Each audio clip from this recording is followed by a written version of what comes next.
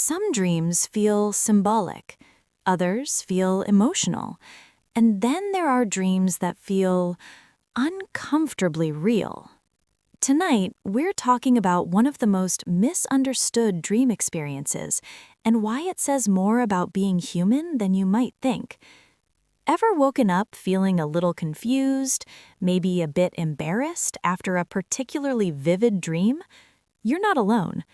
Today, we're diving deep into a topic that many people experience but few openly discuss: wet dreams. What are they? Why do they happen? And what could they possibly mean? Let's demystify this completely natural phenomenon.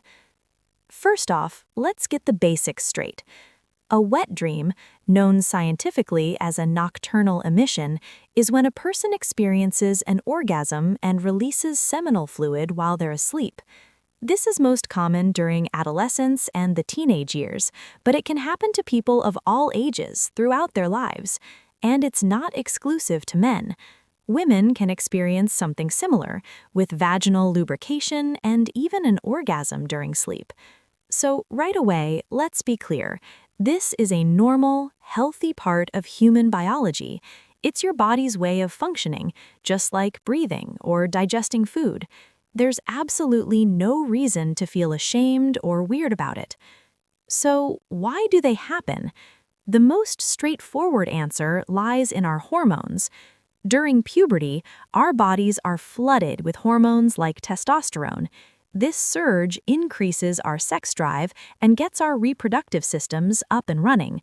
Your body starts producing seminal fluid, and nocturnal emissions are one way it naturally releases this buildup. Think of it like a pressure release valve. It's a physical process, often happening during the REM stage of sleep, which is when we have our most vivid dreams. The hormonal changes are at their peak during teenage years, which is why wet dreams are most frequent then, but hormonal fluctuations continue throughout our lives, so they can occur at any age. Now, let's talk about the dream part of a wet dream. Do you need to have a sensual dream for it to happen? Not necessarily. Sometimes the physical release just happens on its own, and you might not remember any dream at all. Other times, the physical sensations of arousal can trigger or become part of a dream. You might dream about a romantic encounter or something explicitly sensual, and the dream culminates in a real-world physical response. It's a fascinating intersection of our minds and bodies working together even when we're unconscious. The dream can feel incredibly real because your brain is interpreting actual physical signals from your body. But what if the dream isn't sensual at all? This is where things get really interesting from a psychological perspective. Sometimes people report having nocturnal emissions during dreams that have nothing to do with romance or intimacy. You might be dreaming about flying, taking an exam, or even something completely random. So what's going on there? This suggests that the connection isn't always direct. The physical release might be happening due to hormonal cycles, and your sleeping brain simply weaves the sensation into whatever narrative it's currently creating. The dream itself might not be the cause, but rather a simultaneous event. Let's explore the hidden meanings. Dream interpretation is more of an art than a science, but many psychologists, from Freud and Jung to modern therapists, believe our dreams can offer insights into our subconscious minds. From this viewpoint, a wet dream could be about more than just physical release. It could symbolize a desire for connection, intimacy, or passion in your waking life. Are you feeling lonely? Are you craving a deeper emotional bond with someone?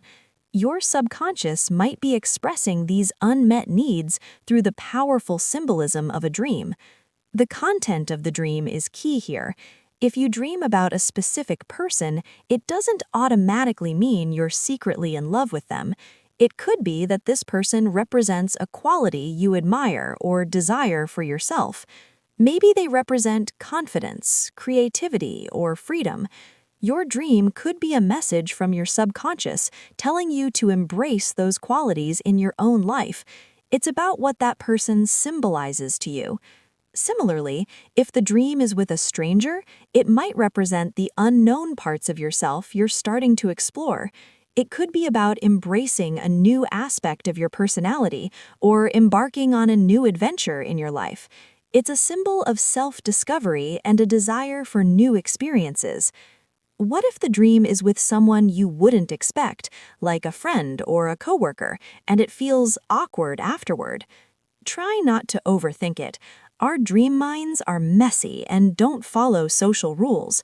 Such a dream rarely reflects a hidden desire for that specific person.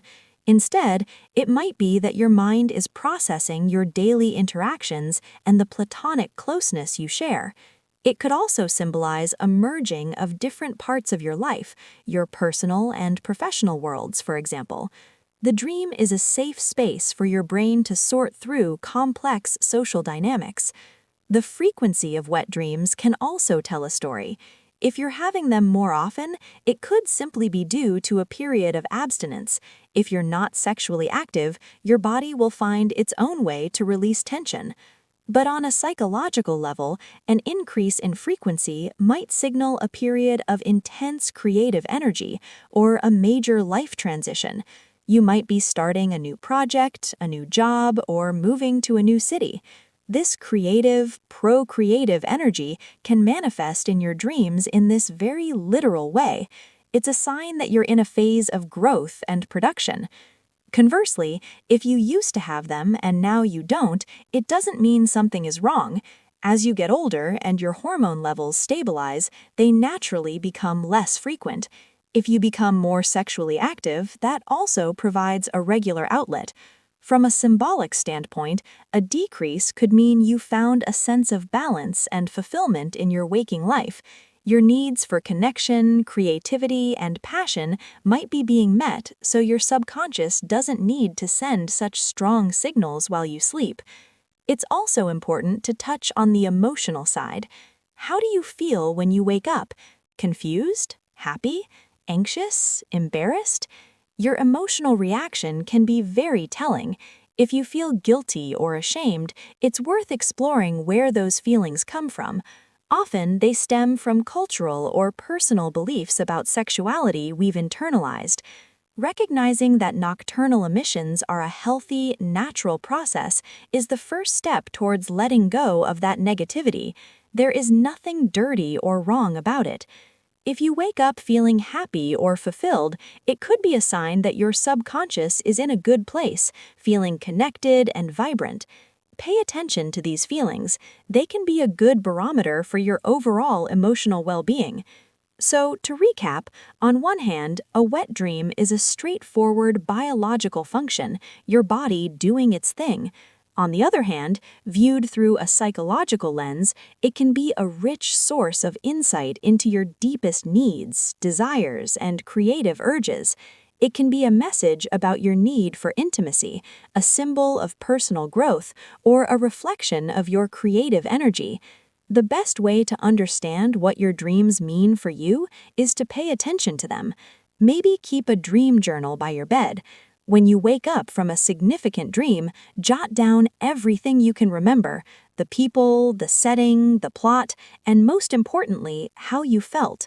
Over time, you might start to see patterns.